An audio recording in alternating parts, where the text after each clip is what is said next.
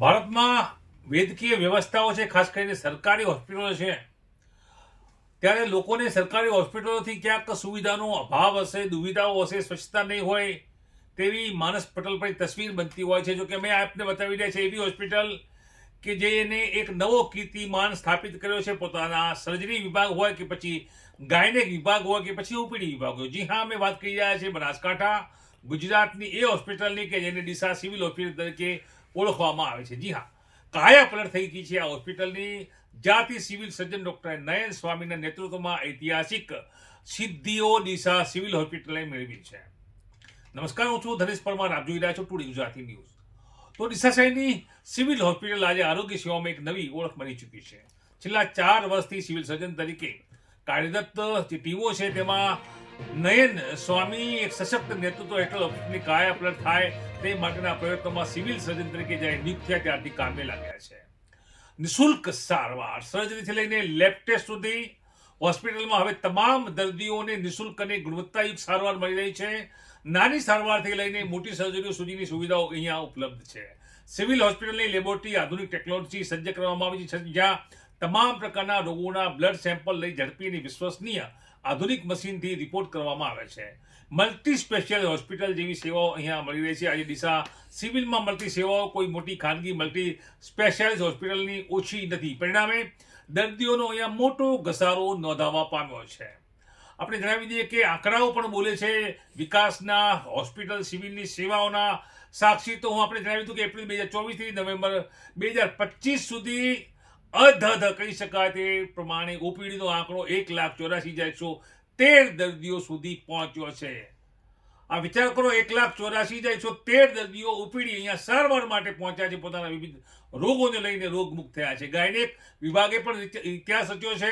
અત્યાર સુધી 1295 જેટલી નોર્મલ ડિલિવરી, 264 થી વધુ સફળ સિઝેરિયન, 114 કોમ્પ્લિકેટેડ ડિલિવરી અને કુલ ડિલિવરીનો આંકડો 1660 પહોંચ્યો છે. માત્ર 11 મહિનામાં 842 જેટલી સફળ ડિલિવરી પણ અહીંયા કરવામાં આવી છે. તો વળી પ્રધાનમંત્રી જન આરોગ્ય યોજના એટલે કે PMJAYમાં કુલ 4,424 કેસોને લાભ મળ્યો છે.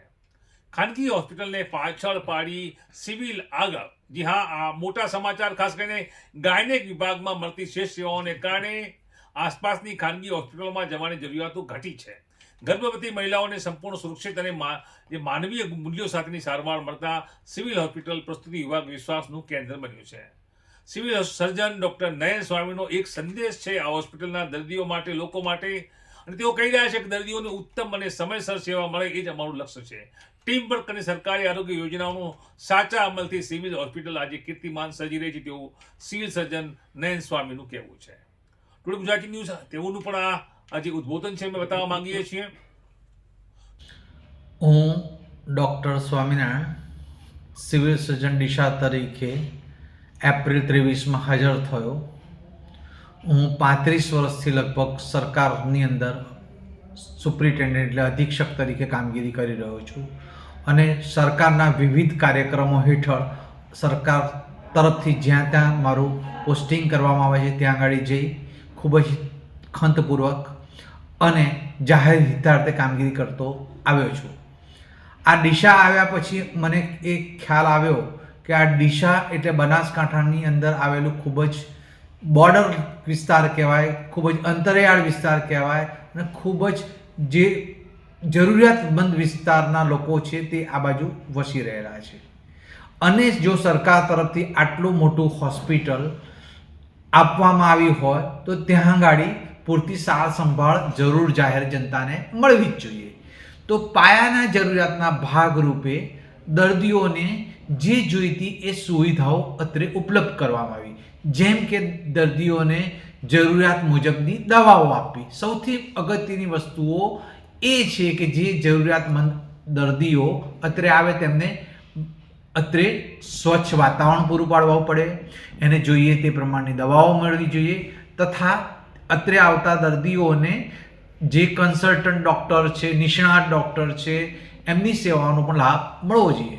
સરકારના વિવિધ કાર્યક્રમો હેઠળ આ જરૂરિયાતમંદ દર્દીઓ માટે વિવિધ યોજનાઓમાંથી દવાઓ ઉપલબ્ધ કરવામાં આવી, ગુજરાત સરકારના GMSCL જે ડ્રગ્સ સપ્લાય કરે છે એ ડેપોનો પણ કોન્ટેક્ટ કરી વધુને વધુ જે જરૂરિયાત મુજબની દવાઓ અત્રે ઉપલબ્ધ કરવામાં આવી, જેના કારણે જરૂરિયાતમંદ દર્દીઓમાં વિશ્વાસ ઉત્પન્ન થયો કે અત્રે ખૂબ જ સારી સારવાર તથા તે સારવારની જોડે વિના મૂલ્યે તમામ પ્રકારની દવાઓ સમયસર અચૂક મળી રહે છે.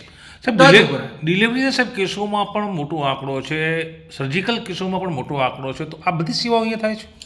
અત્રે દવાખાનામાં સ્ત્રીરોગ નિષ્ણાત વિભાગ છે, જેની અંદર સ્ત્રીરોગ નિષ્ણાતો ઉપલબ્ધ છે.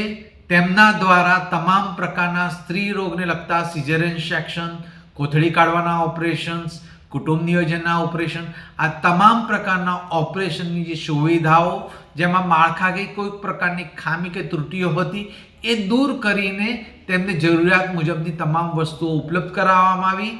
તેના કારણે તે નિષ્ણાતો દ્વારા આ તમામ પ્રકારના ઓપરેશનો કરવામાં આવે છે, જેના કારણે ડીસામાં પહેલાં 30 પ્રસૂતિ પણ મહિનાની નથી થતી, એની જગ્યાએ આ છેલ્લા કેટલા વખતથી 100થી ઉપર પ્રસૂતિ અને 25, 30, 35 સુધી સિઝેરિયન સેક્શન પણ કરી આપવામાં આવે છે. તથા પ્રસૂતિમાં જરૂરિયાત મુજબ પ્રસૂતિ દરમિયાન ઉત્પન્ન થતા તકલીફોને કારણે જરૂરિયાત મુજબની લોહી પણ વિનામૂલ્યે અત્રેથી આપવામાં આવે છે. તેમને જરૂરિયાત મુજબનું ઓપરેશન પણ કરી આપવામાં આવે છે અને આ તમામ સેવાઓ 24 કલાક એટલે દિવસ રાત આપવામાં આવે છે. સૌથી વધારે ફાયદો તો આ દર્દીઓને એ થયો છે કે આ પ્રકારની તમામ સેવાઓ તેમને 24 કલાક ઉપલબ્ધ મળી રહેતી થઈ છે. પણ સાહેબ રોગચાળો એટલો નથી વકર્યો, પણ છેલ્લા 12 માસથી સામાન્ય રીતે રોગચાળો વકરે તો દર્દીઓ ઓપીડી સંખ્યા વધે, અહીં તો 12 માસ ફૂલ્લી ઓપીડી.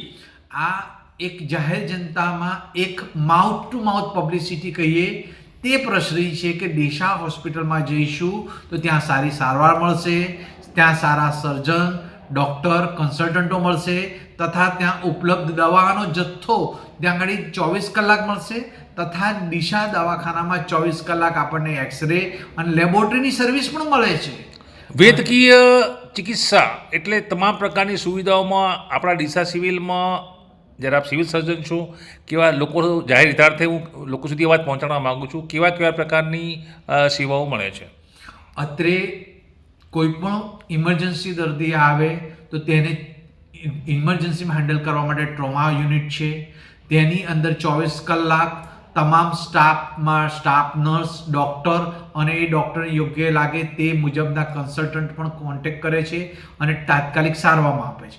અને ત્યાંથી તેને જરૂરિયાત મુજબની લેબોરેટરીની સેવાઓ, એક્સરેની સેવાઓ કે સોનોગ્રાફી કે એ આગળ જરૂરિયાત મુજબ કરી આપવામાં પણ આવે છે. અને અત્રે ઉપલબ્ધ આપણું અદ્યતન ઓપરેશન થિયેટર પણ છે કે જ્યાં વિવિધ પ્રકારના ઓપરેશન ENT ડૉક્ટર દ્વારા, સર્જન ડૉક્ટર દ્વારા, ઓર્થોપેડિક ડૉક્ટર દ્વારા અને ગાયનેક ડૉક્ટર દ્વારા કરવામાં આવે છે, જેના માટે CC સુંઘાડવાવાળાના નિષ્ણાત ડૉક્ટરોની ટીમ પણ ઉપલબ્ધ છે. તથા સૌથી સરસ વસ્તુ અત્રે ICU પણ નાનું છે, જે 10 ખાટલાની સુવિધા ધરાવતું ICU પણ છે કે જેમાં હૃદયના રોગોને લીધે તકલીફ ધરાવતા પેશન્ટો પણ અત્રે આવે છે. અને સૌથી સરસ વસ્તુ અત્રે ડીસા સિવિલમાં 12 ખાટલાનું ડાયાલિસિસ સેન્ટર પણ ઉપલબ્ધ થયેલું છે કે જ્યાં ઘણા જ અંતરિયાળ વિસ્તારમાંથી પણ ડાયાલિસિસ માટેના દર્દીઓ પણ અત્રે આવે છે, તેમને ડાયાલિસિસની સારવારો આપવામાં આવે છે તથા અન્ય પ્રકારના દર્દીઓને તમામ પ્રકારની રહેવા, જમવા તમામ સુવિધાઓ મફત પૂરી પાડવામાં આવે છે. સાહેબ આપનું નામ અને હોદ્દો? હું ડૉક્ટર નયન સ્વામિનારાયણ, સ્ત્રી રોગ નિષ્ણાત અને સુપ્રિન્ટેન્ડન્ટ અને સિવિલ સર્જન ડીસા. તો આપણે જોઈ તે રીતે સિવિલ સર્જન નયન સ્વામીએ જનહિતમાં વાત કરી છે. ત્યારે જનહિતની આરોગ્ય ક્રાંતિ દિશા સિવિલ હોસ્પિટલ આજે માત્ર સારવારનું કેન્દ્ર નથી, પરંતુ જનવિશ્વાસ, માનવતા અને સરકારી આરોગ્ય વ્યવસ્થાની સફળતાનું જીવંત ઉદાહરણ બની છે. સરકારની અનેકવિધ યોજનાઓથી લાભાન્વિત થયેલી ડીસાની સિવિલ હોસ્પિટલ ખાનગી હોસ્પિટલને પણ શરમાવે તે પ્રકારની સ્વચ્છતા અને તે પ્રકારની સુવિધાઓ રાખે છે. અને આ તમામ બાબતોમાં જે પણ દર્દી આવે છે તેમને માત્ર વૈદ્યકીય સારવારમાં માત્ર OPD અને તે બાદ નિઃશુલ્ક સારવાર, સર્જરી એ તમામ લાભો મળે છે. ગરીબો માટે આ હોસ્પિટલ સાચા અર્થમાં માનવીય મૂલ્યોની જીવનદાતા હોસ્પિટલ બની છે. નમસ્કાર.